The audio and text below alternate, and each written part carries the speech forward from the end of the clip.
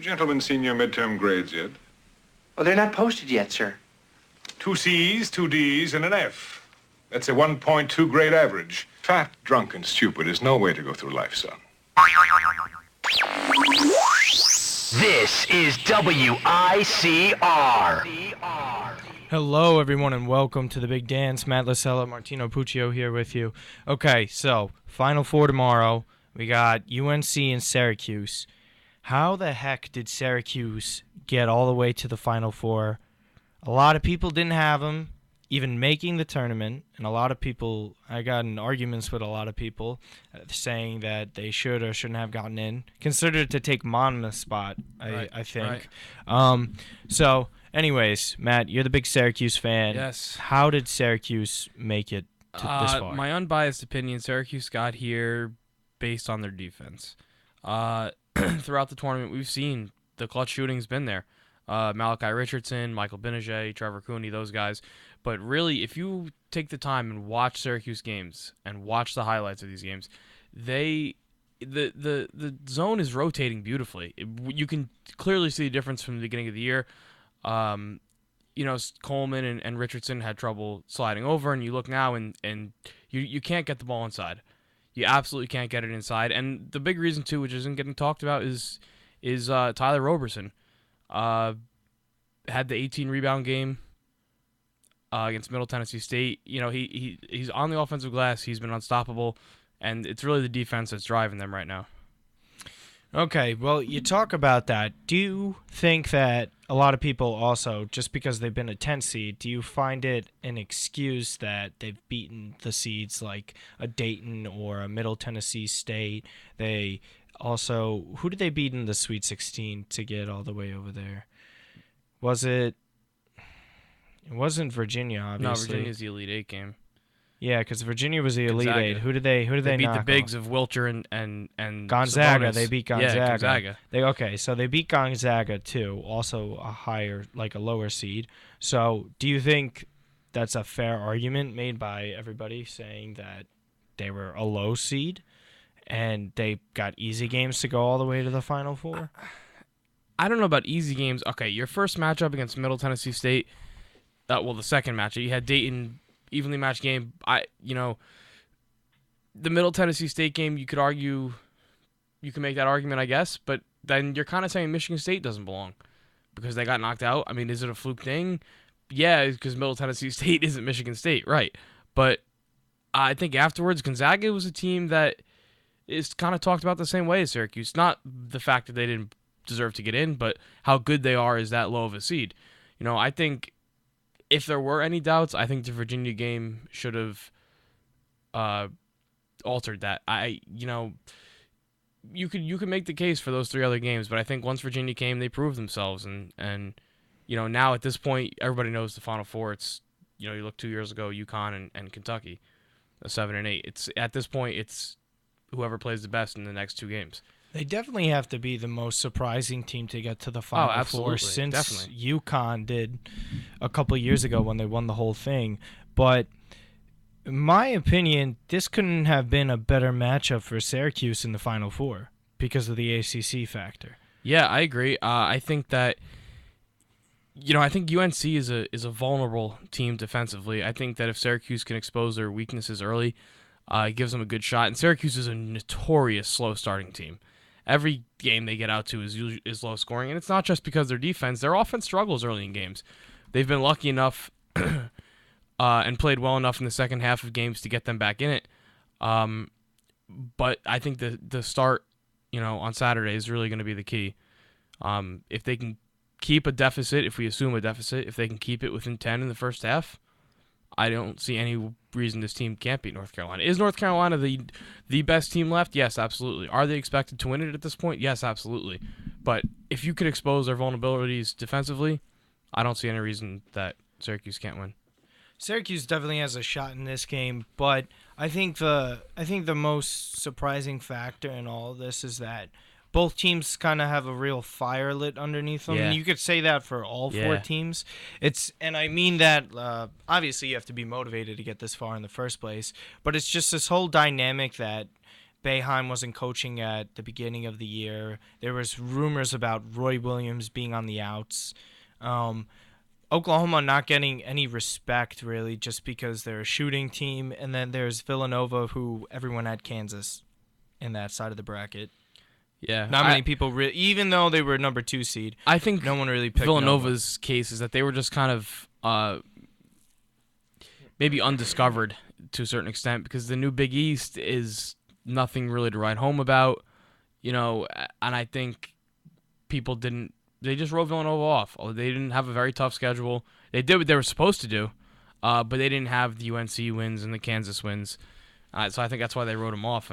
But see, I don't think that should ever matter. I don't understand. They come to play because it's a lose-lose when you're arguing with people like this. Because if you do end up beating the teams you're supposed to beat, you know how they say Duke had the easy road to the championship last year. It's like enough of that. They made it to the championship game. If Wisconsin was that good, Wisconsin would have won.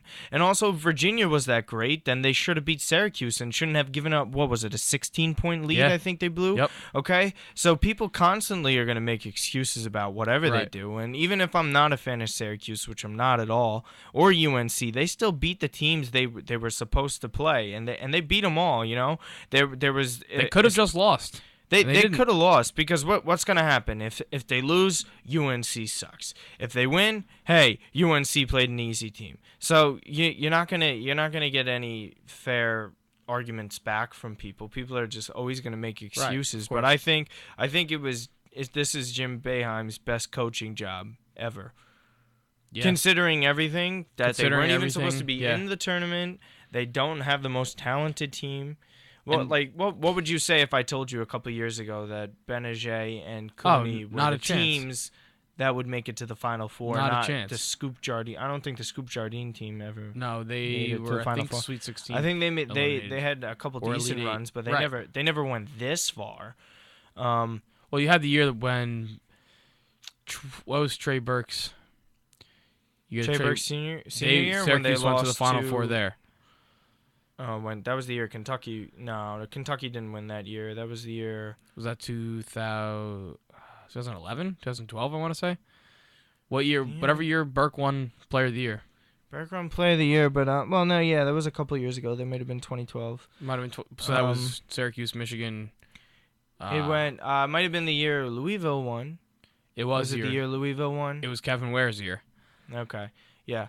The whole thing is crazy, but I do think that UNC is just gonna eke this one out. Syracuse does have a couple of things in their favor, especially playing in a big arena like that. They're used to playing in the Dome, so I don't think their shooting will bother them. But how reliable you're going to be on Syracuse shooting the ball and making the shots is going to be a little hard. And I don't think they're going to be able to stop Bryce Johnson on the boards. No one has been able to in the whole country, especially I don't think Cuse is really capable of that. Zach August had the best chance, and he couldn't do it. So he couldn't handle it. But that's what happens when you stay in school. That's a whole nother thing. Right. But anyways, I wanted to get we have a soundbite here on Malachi Richardson, right? Yes, sir. So I'm just going to play that for you. And his comment about making it to the Final Four, I believe, right? Yes, sir. Here we go. Man, this is indescribable. This is really a dream come true for me. But we're not done yet. Well, I mean, I didn't really hear anything come out of there, but basically I think the soundbite was just about him talking about how great of a run it was just to even get to the Final Four. And I think this is probably one of the most amazing things I've actually seen. If you really think about it, even if they don't win the whole title, if they don't end up beating UNC, just the fact that multiple programs just to get to the Final Four, or even the Sweet 16 just to win a game, even if the Gales just won one game, and if we beat Ohio State, that would have been the greatest thing to ever happen in sports school history. And Syracuse is already a profound program, but this run itself, it's a similar run to just us getting there. Iona being it's similar to the run they've now had in the tournament. And this helps their program so much because now Boeheim announced 2018 he's retiring. So think about the class that's going to come in to try to get his last year. as a coach. It's only going to help the program, regardless of outcome. You know, And they shouldn't rely it. Sometimes these programs just care so much about just winning national championships. yeah. It's really like that for Kentucky and Duke right now. right.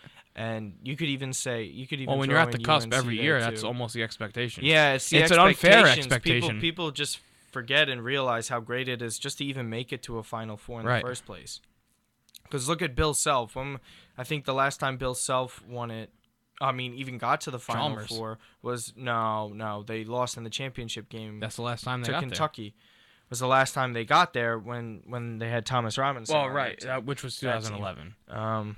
Yeah, when Calipari finally got his revenge. Yes. But just to even Yeah. show like the high esteem that these programs are held in and how difficult it is, even Syracuse too, because they don't make it to the Final No, Four. they that don't often. have a lot of How Final many Fours times in their have they history. made it? I think this is the second time since They're- they they're- won the yeah, title. Yeah. I think it's only been the second Yep. time, so it just shows how difficult it is Yeah. just to even get here. And considering everything that's happened this year, Boeheim doesn't sit out. Maybe they have a higher seed. Maybe they have a more difficult Right. road to the Final Four. But It's the more fact than it's that more than just consistency. It's Yeah. being great. Syracuse it's has just been getting consistent. hot at the right time, Yep. and they're catching lightning in a bottle right now. And I think they have a good shot at beating UNC, but they really have to play the perfect game in order They to do it. They do.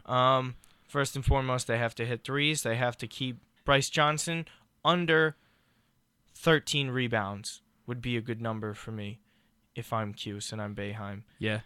Try and get them into early foul trouble. Marcus Page has got to miss threes for them too. Yeah, he can't get out to a But start like he did that's against Notre the Dame. real X factor. Talk about Bryce Johnson just getting the rebounds. It's really, I think, more of stopping one of the best point guards in the country, Marcus Absolutely. Page. So I'm gonna go down on my prediction. I'm gonna have Syracuse losing this one. I think it's gonna be 79 to 72 in this one. Free throws in the end are gonna kind of push it away, but I have UNC You have winning it this close and going to throughout. the national championship.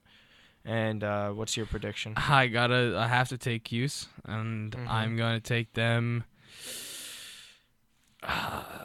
74-68. I think that they limit Page on the perimeter and can bang with Johnson Mhm. for a while. How So many rebounds does 74-68. Johnson get, you think? Johnson, I think, gets 14, but I think 14. Roberson gets 12, Okay. and Tyler Lydon has another impactful game off the bench. Okay. All right, fair enough. Okay, that'll do it for this segment. Coming up for the rest of the show, we're gonna pick apart and dissect the other game against Nova and Oklahoma, and then we're gonna be moving on to our prospects. We're gonna keep doing that as the season goes on, but now we're primarily gonna be switching over to the prospects. But now we're gonna be talking about Brandon Ingram and Michael Benajay today, so stay tuned for that. Big Dance will be back.